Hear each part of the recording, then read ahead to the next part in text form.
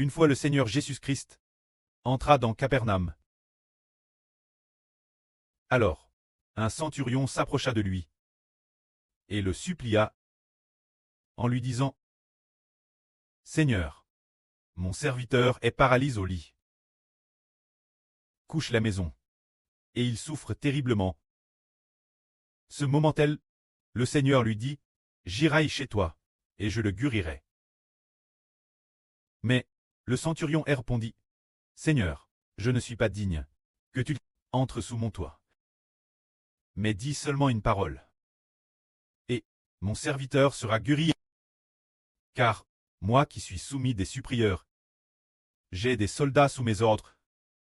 Je dis l'une, va, et il va, un autre, viens, et il vient, et mon serviteur fait ceci.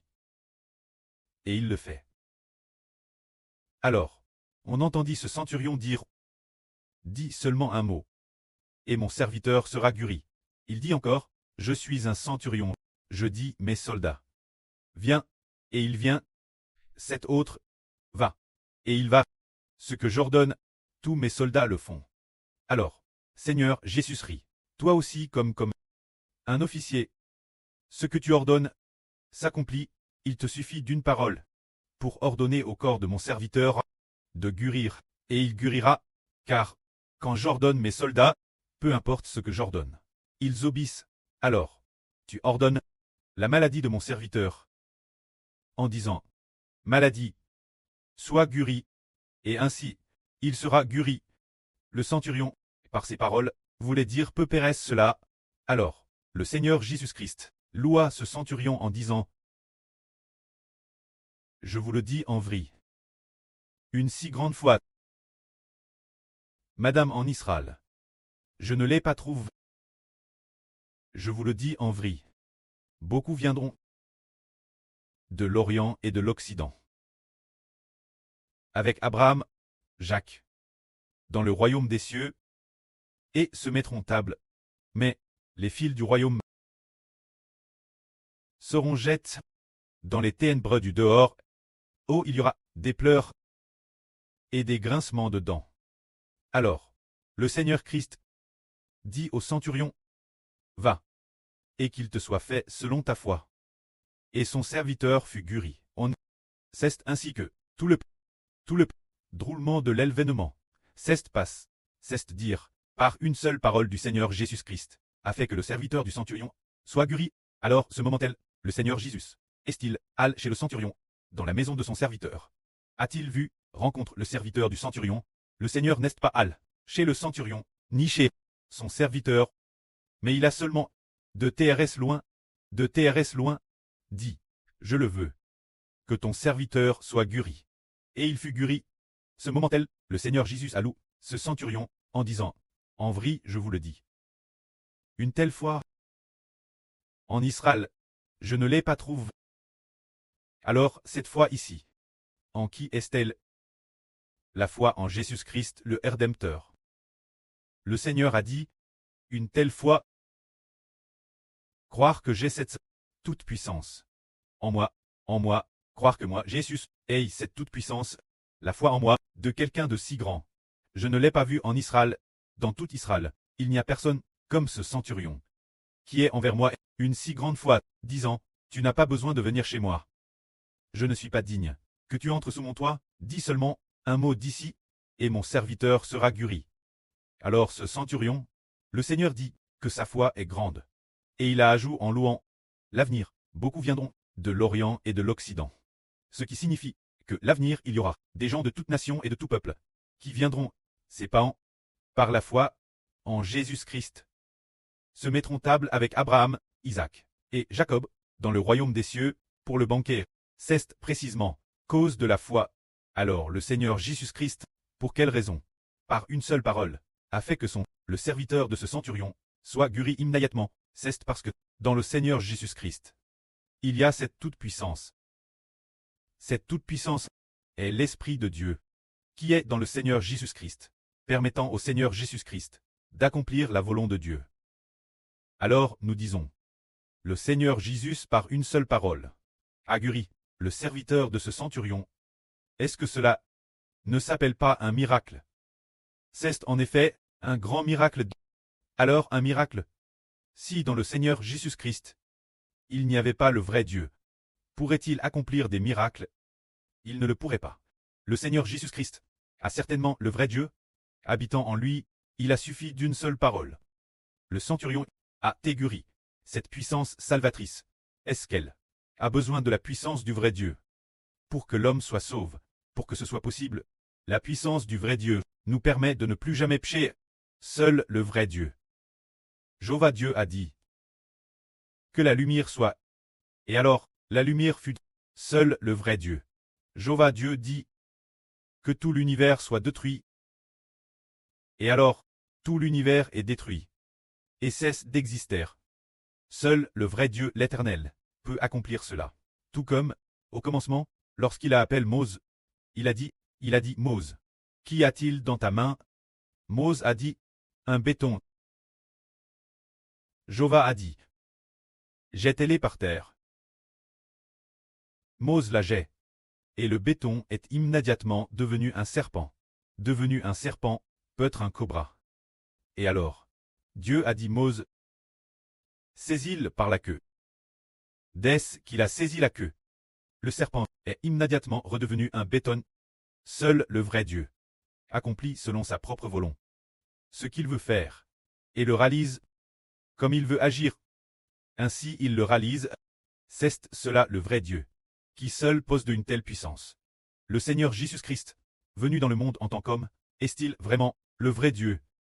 Éternel Dieu, qui l'a envoyé de. Est-ce que Jéhovah Dieu a vraiment donné l'autorité pour que nous le puissions croire au nom de Jésus? La puissance du vrai Dieu peut-elle, au nom du Seigneur Christ, accomplir des miracles pour nous sauver? Par exemple, une personne. Prenons un exemple. Si un grand fumeur, quelqu'un qui fume beaucoup, qui fume TRS lourdement, par jour, fume 2 ou 3 paquets de cigarettes, quelqu'un qui fume depuis son enfance, lui faire arrêter de fumer, c'est vraiment trop difficile. Moins qu'il n'y ait un miracle. Ah, qu'un miracle se produise, qu'un miracle agisse sur ce grand fumeur, pour qu'il puisse être sauve, pour qu'il puisse se débarrasser de son addiction. Et ce miracle, moins que Jéhovah n'entre dans ce fumeur, sinon, il continuera toujours fumer. Alors, s'il fume, c'est parce que un esprit de pchèche, un démon appelle le démon du tabac, habite en ce fumeur. Ce démon du tabac, qui est l'esprit d'un ange tchou, habite en ce fumeur. Moins que la puissance du vrai Dieu ordonne ce qui pousse les gens fumer, devenir des fumeurs. Ce démon est parti, alors, les gens ne fument plus. Alors comment cette cigarette, cette dépendance, la personne devenue accro, pourra-t-elle arrêter de fumer? Pourra-t-elle ne plus fumer? Moins d'un miracle. Moins de la puissance du vrai Dieu. Moins que un frère ayant de l'autorité ne demande ce fumeur. Ah, toi, mon frère, t'es reste dépendant. Veux-tu arrêter de fumer? Il dit frère Hébert. Je veux vraiment arrêter. J'ai essayé de nombreuses fois, mais je n'y arrive pas. Je veux vraiment arrêter. Je souffre trop. Je ne veux pas fumer, mais je finis toujours par fumer. Alors, es-tu prêt à arrêter? Il dit, oui, je le veux vraiment. Crois-tu que Jésus est le Seigneur? Qu'il est le Fils du Créateur? Il dit, oui, je le crois. Je le crois. Bien. Alors regarde, le frère Hébert. Hébert dit, au nom de Jésus-Christ, je réprimande ce démon du tabac. Sors de cet homme. Va-t'en. Alors, grâce au nom du Seigneur Christ. Grâce au nom du Seigneur Jésus-Christ. Oh, parce que le frère Hébert, en le nom du Seigneur, avait la foi. Alors, la puissance du vrai Dieu est entre en qui fumait beaucoup. En cet homme, alors, cette dépendance la quitte. Ce qui le faisait fumer, cette dépendance, ce démon du tabac, est parti de cet homme. Pourquoi est-il parti? Parce qu'il y a eu un miracle. L'autorité du vrai Dieu est entre eux. Elle peut, du vrai Dieu, à transperce ce démon du tabac. Alors, ce démon du tabac est mort, alors le miracle s'est produit. Alors, partir de ce moment-là, eh bien, cet homme n'a plus fume. Quelqu'un lui a dit, viens en fumer une. Non, non, non, non, je ne fume plus, je ne fume plus, rien que de sentir l'odeur du tabac. Ah, me dégote. Alors, les gens lui ont demandé, tiens, tu n'étais pas un grand fumeur auparavant. Tu fumais 3 ou 4 paquets par jour. Et puis, toute ta bouche sentait le tabac. Tout ton corps sentait le tabac. Pourquoi as-tu hâte? Il a dit, c'est parce que le frère Hébert au nom du Seigneur Jésus-Christ m'a guéri. Mon addiction au tabac, dès qu'il la proclame, alors, partir de ce moment-là, je n'ai plus eu envie de fumer. Les frères et sœurs y croient-ils? Au nom de Jésus-Christ, il y a le miracle du vrai Dieu dans ce fumeur. Alors, il faut un miracle pour pouvoir sauver cette personne et la libérer de son addiction. Alors, le Seigneur Jésus-Christ nous sauve. Il faut un miracle pour que le démon du péchage nous quitte. C'est dire. Ce démon du péchage qui fait pcher. Ah, de ce péchage qui fait pcher, malfique. Ce démon malfique qui nous fait pcher, qui nous fait faire le mal, pour que ce démon du péchage nous quitte. Alors que faire? Moins de croire au Fils du vrai Dieu. Le nom de Jésus-Christ. Le nom du Seigneur Jésus-Christ. Déesse qui les proclame. Alors tous les démons, tous les esprits maléfiques, doivent cause du nom du Seigneur Jésus-Christ s'enfuir. Par le nom du Seigneur Christ. Cette grande puissance du Seigneur Jésus-Christ, en raison de son autorité toute puissante. Ainsi, la puissance du vrai Dieu va chasser et détruire tous les démons. Alors, toutes sortes de personnes contre par le péché vont grâce au vrai Dieu Jésus, le Fils du vrai Dieu Jéhovah. Le nom de Jésus-Christ. Par le nom de Jésus-Christ. Recevoir la puissance de Dieu qui émane du nom du Seigneur Christ. Se manifester, le nom du Seigneur Christ, est une sorte de autorité de création de toutes choses. Dès qu'on proclame son nom, alors, toutes choses doivent se soumettre au nom du Seigneur Christ. Nous disons que proclamer le nom du Seigneur Christ fait que toutes choses doivent se soumettre au nom du Seigneur Christ. Puisque la Bible dit que toutes choses doivent se soumettre au nom du Seigneur Jésus-Christ. Pour lever le nom du Seigneur Jésus-Christ, au-dessus de toutes choses, juste après le Dieu Jéhovah, alors, quand on proclame le nom du Seigneur Jésus-Christ, au moment où on le fait, toutes choses doivent se soumettre au nom du Seigneur Jésus. Cela signifie que, je déclare au nom de Jésus-Christ, que cette maladie quitte ma sur. Ainsi, puisque toutes choses doivent se soumettre au nom du Seigneur Jésus, et que nous, par notre foi dans le nom du Seigneur Jésus, alors que toutes choses sont aussi destinées se soumettre au nom du Seigneur, alors, nous proclamons le nom du Seigneur.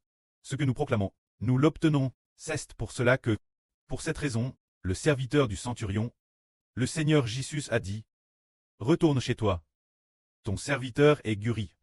Et il fut guéri, c'est parce que le prêtre a dit que toutes choses se soumettent au nom du Seigneur Jésus. Ce que le Seigneur Jésus-Christ a dit lui-même, c'est l'autorité qui vient du nom du Seigneur. Le miracle, la puissance du vrai Dieu. Allez entrer dans cet homme paralyse, et il fut guéri. Le prêtre a établi que toutes choses doivent se soumettre au nom du Seigneur Christ. Moins que le précleste n'établit l'autorité de la puissance du précleste, que la puissance de Dieu qui a créé l'univers et toutes choses, soit avec le Seigneur Christ. Sinon, toutes things ne pourraient se soumettre au Seigneur. Et en effet, Jéhovah Dieu, parce qu'il aime profondément son Fils, a mis la puissance créatrice de l'univers dans le Seigneur Jésus-Christ. De sorte que, déesse que le nom du Seigneur Jésus-Christ est proclame, toutes choses se soumettent. Alors, puisque toutes choses doivent se soumettre au nom du Seigneur Jésus, alors, lorsque nous baptisons au nom du pré-Jéhovah Dieu, du Seigneur Jésus-Christ et du Saint-Esprit, alors, cette personne voit ses péchés pardonnés. Le péchage doit quitter cette personne sur qui le nom de Jésus-Christ a été proclamé, pour que cette personne, par le nom du Seigneur Jésus, voit ses péchés se soumettre au nom du Seigneur, et sans aller quitter la personne baptiste, car Écriture dit, quiconque est baptisé au nom du Seigneur Jésus-Christ, sera certainement sauvé, que la gloire soit rendue auprès et au Seigneur. Amen.